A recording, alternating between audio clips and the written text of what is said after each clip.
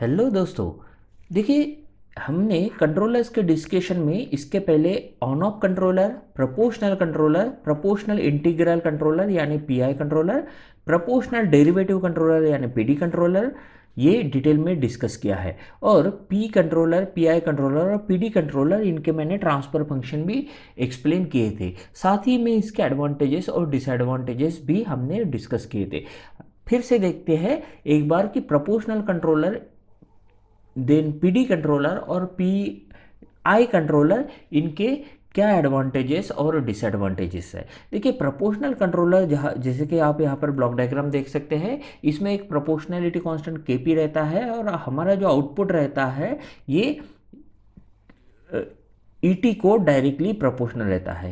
Eighty जो है controller का आउटपुट, ये ईटी को डायरेक्टली प्रोपोर्शनल रहता है। इसमें कुछ ड्रॉबैक्स रहते हैं। प्रोपोर्शनल कंट्रोलर में यहाँ पर हमेशा ऑफसेट प्रेजेंट रहेगा। ऑफसेट का मतलब रहता है हमारा जो एक्सपेक्टेड आउटपुट है और जो एक्चुअल आउटपुट है, इनमें हमेशा गैप रहेगी। क्योंकि यहाँ पर देखिए ईटी जो रहता है ये डायरेक्टली प्रोपोर्शनल रहेगा एटी से। अगर ईटी ज़ीरो हो गया तो एटी भी ज़ीरो हो जाएगा, इसीलिए यहाँ पर हमेशा गैप रहेगी। और हमारा जो प्रोपोर्शनल कंट्रोलर है ये कभी भी एग्जैक्ट आउटपुट प्रोवाइड नहीं करके देगा, वहाँ पर हमेशा कुछ ना कुछ ऑफसेट प्रेजेंट रहेगा।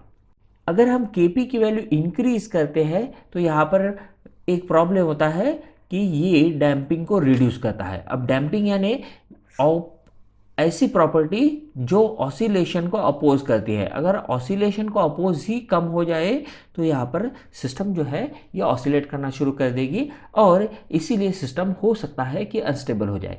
ये हो गया प्रोपोर्शनल कंट्रोलर का डिसएडवांटेज। अब देखते हैं कि हम जो प्रोपोर्शनल कंट्रोलर रहता है इसमें चेंज करते हैं। यहाँ पर आप देख सकते हैं कि ये डेरिवेटिव एक्शन यहाँ पर ऐड की गई है। तो डेरिवेटिव एक्शन ऐड करने के लिए हम केपी को जो पैरेलल में यहाँ पर एक और ब्लॉक लगाते हैं जो कि डेरिवेटिव एक्शन यहाँ पर करेगा।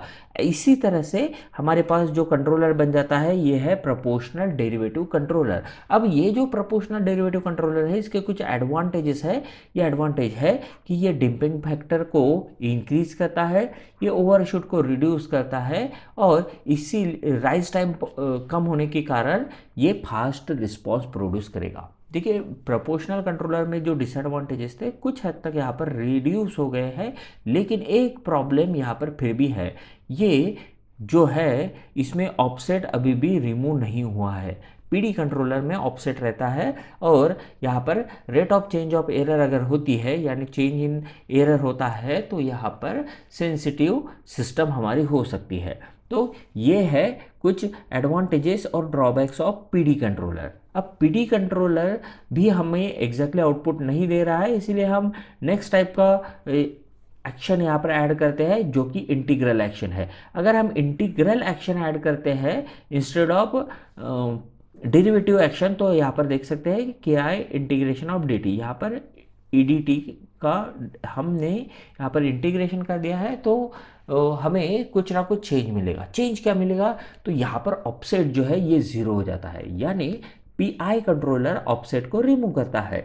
यहाँ पर इम्प्रूव फैक्टर, डैम्पिंग फैक्टर जो है ये भी इम्प्रूव हो जाता है और ओवरशूट यहाँ पर रिड्यूस होता है। तो दोनों कंट्रोलर्स जो पी डी कंट्रोलर है और पी आई कंट्रोलर है इसमें डैम्पिंग जो है ये इम्प्रूव हो रहा है और ओवरशूट जो है ये रिड्यूस हो रहा है।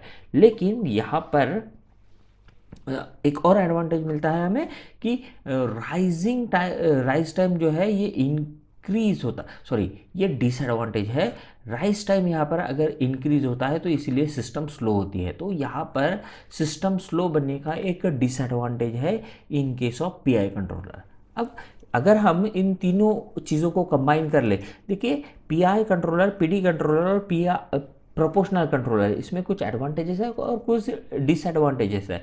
अगर हम इनके डिसएडवांटेजेस रिमूव करके एडवांटेजेस यहाँ पर ऐड कर दिए तो हमें जो वो नेक्स्ट टाइप का कंट्रोलर है वो मिलता है प्रोपोर्शनल इंटीग्रल और डेरिवेटिव कंट्रोलर, जिसको हम शॉर्ट में कहते हैं पीआईडी कंट्रोलर, जिसमें प्रोपोर्शनल, इंटीग्रल और डेरिवेटिव तीनों के तीनों एक्शंस यहाँ पर इंक्लूड रहती है। फिर से बताता हूँ, प्रोपोर्शनल कंट्रोलर क्या करता है तो ये जो अपना आउटपुट है उसकी एरर कम से कम करने की कोशिश करता है, लेकिन ये सक्सेसफुल नहीं होता है। तो हम नेक्स्ट टाइप ऑफ ये जो है ये है यहाँ पर प्रोपोर्शनल कंट्रोलर, जब जो आप यहाँ पर देख सकते हैं। अब हमें क्या करना है, इसमें इंटीग्रल एक्शन ऐड करनी है। इंटीग्रल एक्शन ऐड करने से क्या हो जाएगा, तो हमारा जो ऑफसेट है ये ऑफसेट यहाँ पर रिमूव हो जाएगा। Integral unit continues to give the control signal as long as offset exist, और ऑफसेट जब तक एग्जिस्ट है ये आउटपुट देता रहेगा, और जैसे ऑफसेट 0 हो जाएगा ये आउटपुट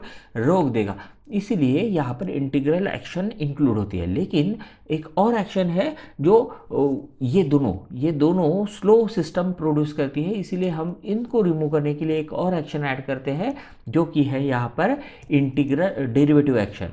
देखिए ये है ब्लॉक का डायग्राम जो हमने इंटीग्रल एक्शन के लिए यहाँ पर ऐड किया है, और के I integration of D T. और डेरिवेटिव एक्शन जो है ये स्पीड यहाँ पर इंक्रीज करती है। तो क्योंकि अगर इनिशियली एरर ज़्यादा रहती है तो ये वहाँ पर उसको रिड्यूस करने की कोशिश करेगा, और डेरिवेटिव एक्शन इसीलिए फास्ट रिस्पॉन्स हमें प्रोड्यूस करके देगी। तो ये है यहाँ पर डेरिवेटिव एक्शन जो फिर से पैरेलल में हम ऐड कर रहे हैं ईटी के।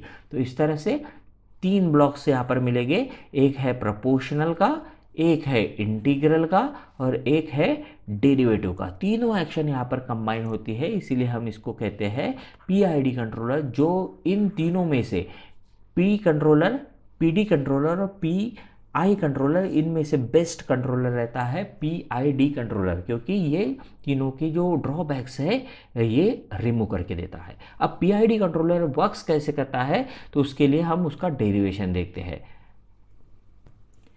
आप यहाँ पर पीआईडी कंट्रोलर देख सकते हैं। अब ये जो पीआईडी कंट्रोलर है इसका डेरिवेशन करने के लिए देखिए, डेरिवेशन में हम सिंपली ट्रांसफर फंक्शन कैलकुलेट कर रहे हैं। इसका मतलब C of S over R of S. अब C of S over R of S करने के लिए हमें सबसे पहले तो इनका इक्वेशन लिखना पड़ेगा। जो पीआईडी कंट्रोलर रहता है इसका मैथमेटिकल इक्वेशन कुछ इस तरह से है। इसमें आप देख सकते हैं ये एटी है, एटी यानी हमारा कंट्रोलर का आउटपुट, जो कि है AT equals to KP times E of T। मैंने पहले भी बताया था ये है अपने प्रोपोर्शनल कंट्रोलर का यहाँ पर इक्वेशन। अब प्रोपोर्शनल एक्शन हो गई, नेक्स्ट एक्शन है इंटीग्रल एक्शन। इंटीग्रल एक्शन के लिए K I integration from 0 to T E of T dt। तो ये हो गई यहाँ पर इंटीग्रल एक्शन। लास्ट है डेरिवेटिव एक्शन जो कि है KD DDT ऑफ ET। फिर से हम ET को ही हर बार प्रोसेस कर रहे हैं, तो ये है डेरिवेटिव एक्शन। A0 जो है ये इनिशियल कंडीशन रहेगी प्रोपोर्शनल, ये पीआईडी कंट्रोलर जब शुरू होगा तब का जो कांस्टेंट रहेगा, या फिर वो जो वैल्यू है उसको हम A0 कह रहे हैं। तो इस तरह से हमारे पास यहाँ पर पीआईडी यानी प्रोपोर्शनल, इंटीग्रल और डेरिवेटिव तीनों एक्शंस मिल गई है। लेकिन हमें ट्रांसफर फंक्शन कैलकुलेट करना है, इसीलिए हम इसका जो है ये लाप्लास ट्रांसफॉर्म लेंगे। तो taking Laplace on both side हमें यहाँ पर देखिए क्या मिलता है, तो सिंपली ए टी का हमने ए ऑफ एस कर दिया है इक्वल टू के पी ई ऑफ टी। फिर से ये कांस्टेंट है multiplied by E of S. अभी हम हर एक टाइम डोमेन का सिग्नल जो है इसको एस डोमेन में कन्वर्ट कर रहे हैं, तो इसीलिए ये कैपिटल ई ऑफ एस हो गया। अब इंटीग्रेशन जो रहता है इसका डेरिवेशन, इसका जो लाप्लास ट्रांसफॉर्म है ये होता है 1/s। तो यहाँ पर देखिए हमारा सिग्नल ई ऑफ टी है, ये कन्वर्ट हो जाएगा ई ऑफ एस में।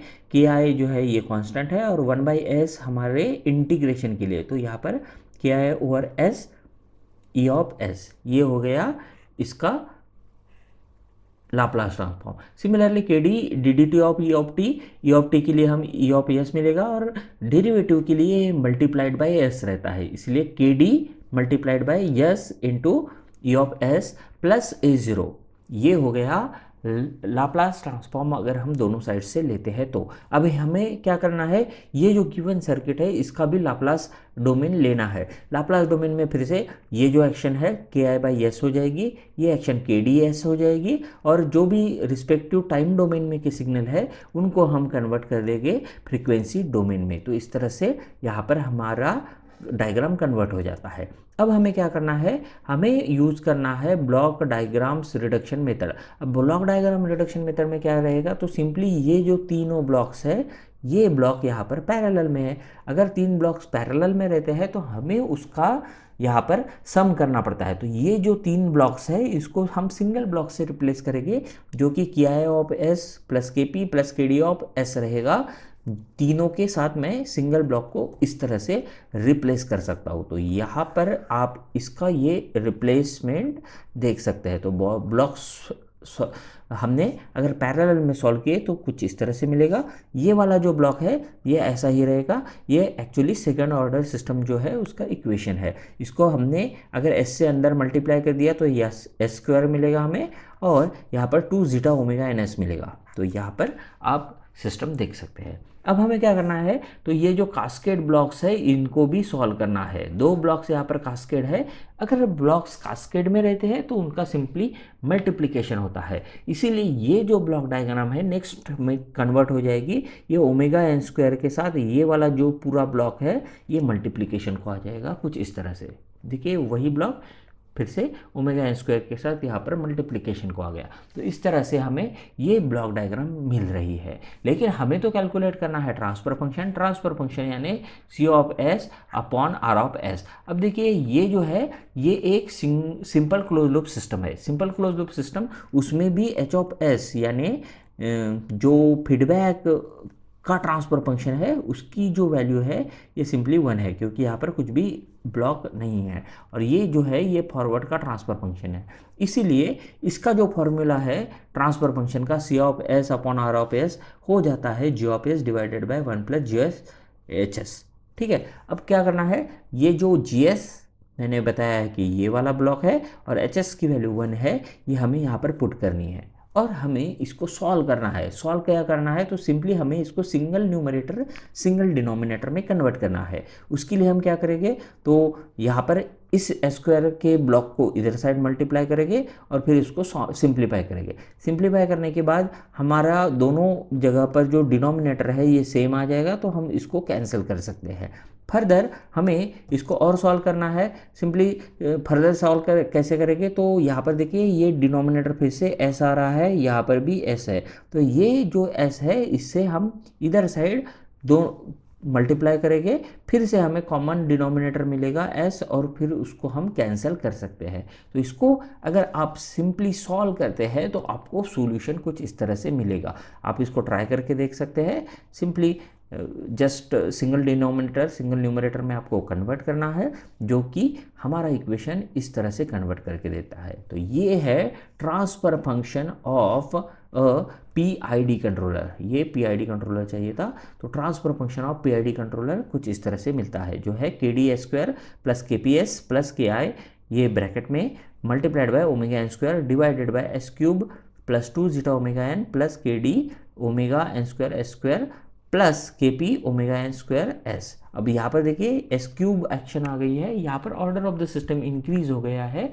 क्योंकि यहाँ पर हमने इस्तेमाल किया है इंटीग्रेशन एक्शन की वजह से ये जो है इक्वेशन इसका ऑर्डर चेंज हो जाता है। तो प्रीवियसली हमारे पास सेकंड ऑर्डर इक्वेशन सिस्टम का, अब हमारे पास थर्ड ऑर्डर इक्वेशन मिल रहा है। तो ये था डेरिवेशन फॉर PID कंट्रोलर। अब आखिरी में डिस्कस करते हैं PID कंट्रोलर जो है उसके एडवांटेजेस और डिसएडवांटेजेस। एडवांटेजेस मैंने प्रीवियसली भी बताए थे। Simply P controller, I controller और D कंट्रोलर की जो एडवांटेजेस है वो P कंट्रोलर गेन हमें प्रोड्यूस करके देता है और स्टेडी स्टेट एरर ये कांस्टेंट प्रोवाइड करके देगा। I कंट्रोलर जो है ये रिड्यूस करेगा या फिर एलिमिनेट करेगा सिंपली स्टेडी स्टेट एरर को, यानी ऑफसेट को रिमूव कर देगा। और डी कंट्रोलर जो है हमारे सिस्टम को फास्ट करता है, ये क्या करता है, तो rate of change of error को रिड्यूस करेगा, यानी सिस्टम सिंपली फास्ट करेगा। तो ये है एडवांटेजेस ऑफ PID कंट्रोलर। साथ में डिसएडवांटेज भी देख लेते हैं। तो डिसएडवांटेज है इसके ट्यूनिंग के बारे में। The only disadvantage is tuning methodology. तो ये था PID कंट्रोलर। आशा करता हूँ दोस्तों आपको ये वीडियो अच्छा लगा। अगर अच्छा लगा तो लाइक कीजिए, और अगर कोई डिफ़िकल्टी है तो आप कमेंट सेक्शन में जाके कमेंट कर सकते हैं। Thank you.